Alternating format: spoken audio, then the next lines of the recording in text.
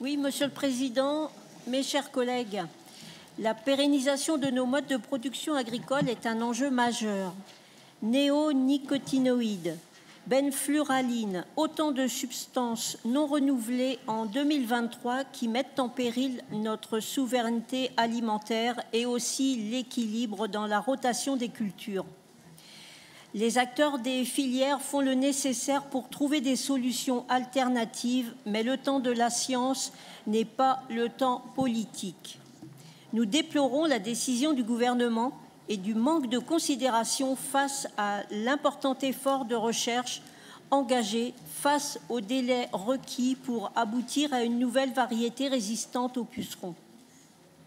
Le groupe UDI salue la volonté régionale d'accompagner les semenciers via l'attribution d'une subvention au projet de recherche Flavie.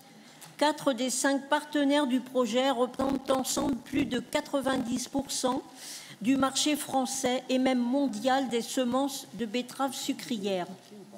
Les utilisations de la betterave sont confortées par un contexte favorable au sucre et à l'éthanol. Il est vital de soutenir ce projet et par extension l'innovation variétale. Notre groupe politique est, comme vous le savez, très attaché à l'innovation et à l'économie de demain. Ce projet conjugue parfaitement ces deux ambitions. Nous pensons aussi que les décisions d'interdiction ne peuvent s'appliquer sans prendre en compte l'avancée de la recherche, sauf à condamner sans solution de repli toute une filière et tous les emplois qu'elle induit.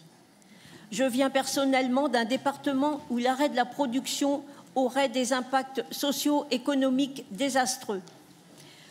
Pour rappel, la récolte s'était effondrée en 2020, ravagée jusqu'à 70%, sans oublier que les interdictions sautent une aubaine pour les concurrents de la filière française, premier producteur européen de sucre.